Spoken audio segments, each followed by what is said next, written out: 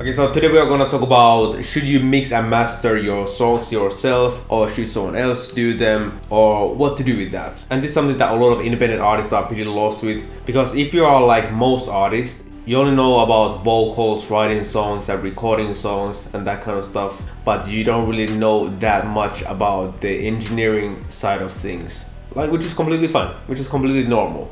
But because of that, people don't often know much about mixing and mastering. They don't know what they should want from that. They don't know how to tell that a mix and master is bad or good. Of course, everyone can tell if it sounds really bad, then it's bad, but that's pretty much it. But it just feels like this. But it just feels like to a lot of artists this kind of mysterious thing that you don't exactly understand it. So therefore you don't really see the value in it and you don't really know like what to do with it. Some artists think that it's this like crazy technical, most difficult, magical wizardry thing that they could never comprehend at all. So that they will just like leave it to the professionals to do. They don't want to have anything to do with it. Some people think that it's just like adding reverb and raising the volume up. Like, how difficult could it be? Let me just do it myself. So there are a lot of different types of artists who think about it differently. Some people don't like really see the value in it or don't care about it that much. They care more about the songs. And some people think that's really important and then they're just like, so it's just like right away. So there's no right or wrong. So I'm gonna tell you what I think that independent artists should do, specifically when you're like in the beginning of your career and you don't have that much budget, you don't have that many resources or time. So this is the advice that I tell to a lot of artists, and we're gonna go through different options on how to deal with this, and I'm gonna rank all of them, and in the end hopefully you have found like one that makes sense for you.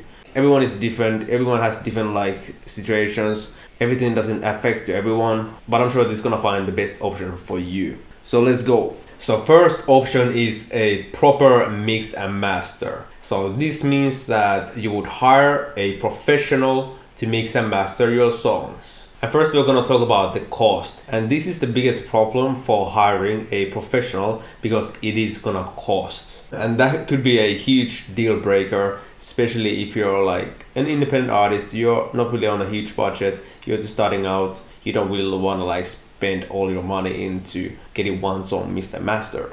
But on the other hand, if you do have the budget and maybe you have been doing music for a while and you wanna take it seriously, a good like professional mix and mastering engineer could really be a good investment, because it's gonna elevate the quality of your songs, like obviously. But usually for independent artists, especially if you're starting out, it is too expensive because you wanna be pumping out songs as many as possible and you wanna keep the quality standard the same at least or even better. So you cannot be paying a lot of money for every mix and master. And usually how much it costs, it varies a lot, obviously, depending on the engineer.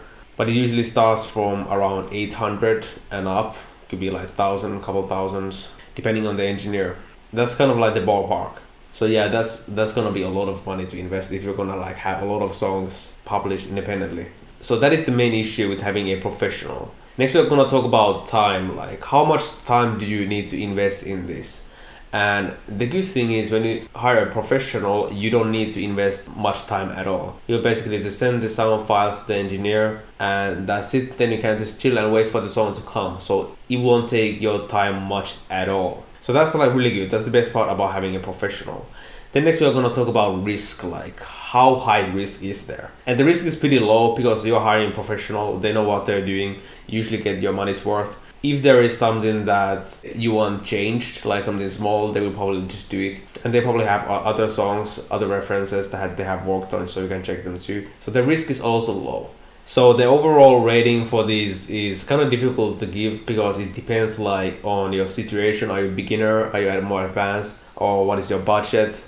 So I'm just gonna put a medium low overall rating on like how much I would suggest this. It's low if you don't have budget. Obviously, if you're just starting out, it's really low. I don't think you should do this. But if you're really serious, you have a bit of following, you're more serious about it, then yeah, sure, why not, if you have the money. And the next option is not so professional mixing and mastering engineer. So what I mean by this is to some random engineer online. These are usually like people who don't have any work to show you beforehand. Like it's pretty obvious to say that like they haven't done this work a lot before, and they usually sell it for like really cheap. So the good thing is the cost is a lot lower. Some will even do it for like, I don't know, like $20 or something. But also it's a bit of a like a red flag if that happens, because no one who is good at that stuff would do it for that cheap. But yeah, compared to the last one, that's definitely a plus. So the cost gets a rating medium. Next, we're going to talk about time. How much time are you going to invest into this? And it's the same as the last one. You're not going to invest that much time. You're going to send the files and that's it. Maybe it's going to take more time because they are more likely to screw it up, and then you're mad and then you want to like change some things. But overall, you're not going to be using that much time in doing this. And then risk is pretty high with this one because you don't really know these people. Like they keep like, you have no idea how good they are, how bad they are. Maybe if they would be willing to show you some work, some of them do, some of them don't, that could make the risk a bit lower. But yeah, the risk is pretty high when you just have it like some random person online to do this. So the overall rating for this is low, but also keep in mind that this could be really good if you manage to do your research and you manage to find something good among all the not so good engineers. This could be really good. Like if you manage to like find someone who is actually good, then this obviously would be a great deal. But I just base this on like on average, you know, like most of these guys are pretty bad. Okay, the next option is friend, and I just based on this how it usually is, and usually the friend is not so good engineer either, but it's different because it's your friend, so that's why it's a different category. So the cost with friends is the best part because it's usually really low. It might even be free. Then the time with this, usually when you work with your friends, you spend more time together on the project and it's gonna take more of your time, and the friend is gonna be like asking you stuff like, hey, do you like this or do you prefer this, and and because they are probably not pros at this stuff. If they are, you're really lucky, but if they're not, which is pretty likely, it's gonna be taking a lot of your time too, because you are kind of trying to figure it out together. So there's your friend who knows a bit more about mixing and mastering, and then there's you who don't know anything, and then you just like trying to solve it together, and it's gonna take a while.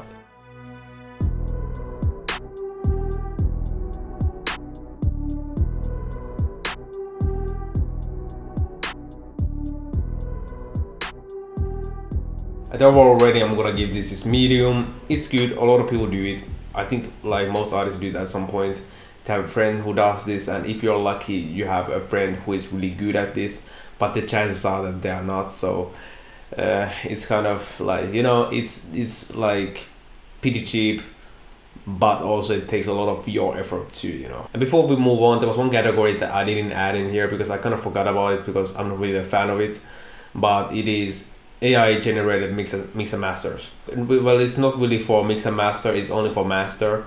And master, if you don't know, like master just means like making the sound loud and like finishing up the song. And on this side, you need to like mix it yourself, but if you don't know anything about mastering, you can post it on the site, and the site will basically just like raise the volume up and make it sound maybe a bit better, but it's still gonna sound like shit.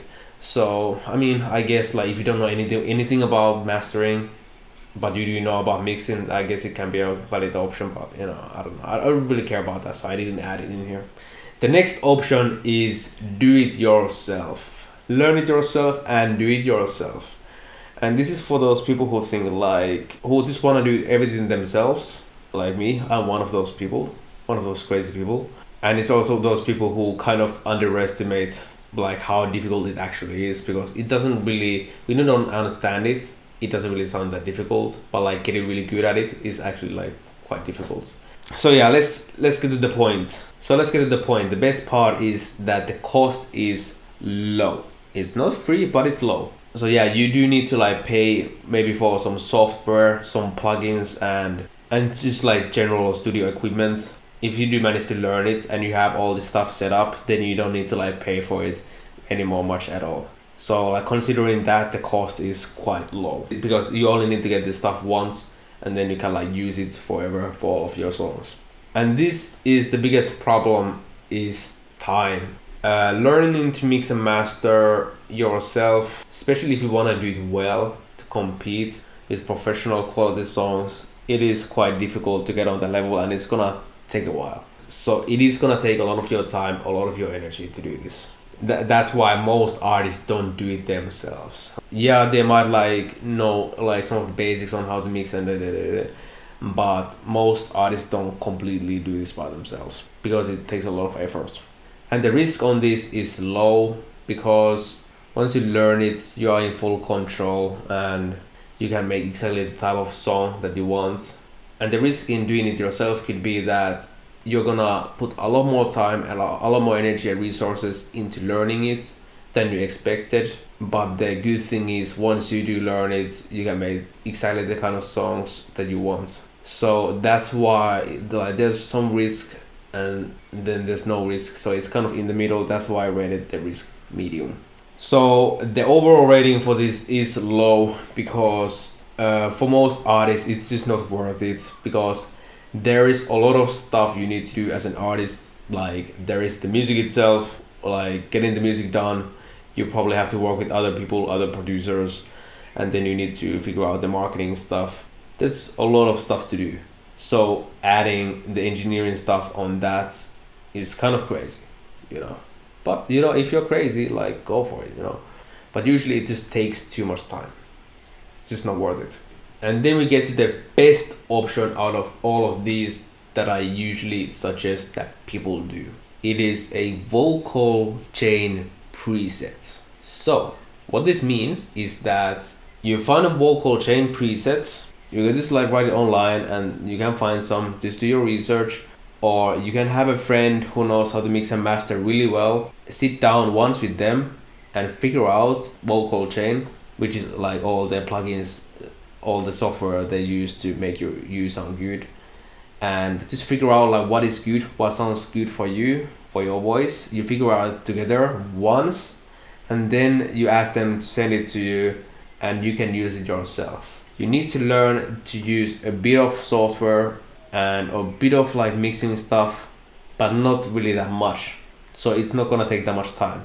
And once you have these presets, you can basically, technically, just like use it in all of your songs. So you can copy and paste it, or you can just try to find one online. And it's actually like pretty cheap to buy them, I guess. I honestly don't know the price that well, but I see like some people selling them for like couple $20 or something. But like anyways, like even if it costs a bit more, I mean it's worth it if you're gonna be using it for all of your songs, you know. So it's like one-time investment. That's why the cost is low, and that's really good. Then the time, how much time this takes is medium, because you need to learn a bit of like the mixing mastering stuff and just like some small things, so you can kind of adjust this vocal chain preset. But it takes a lot less time than just learning everything yourself, a lot less. And the risk for this is low, because once you have the preset, it is what you like, you're gonna probably like it in the other songs too, with like small adjustments. And also if you do end up buying a preset somewhere and it's bad, it probably doesn't cost that much anyways, so you can just buy another one. Like it's totally worth it. But obviously don't be dumb and don't get obviously scammed from people. So this is why the overall rating for this is high, because you don't need to spend much time on it, you don't need to spend much money on it. You do it once and then you can like spam it and just do it all over like forever for all of your songs if you want to. And you know, there isn't that much risk.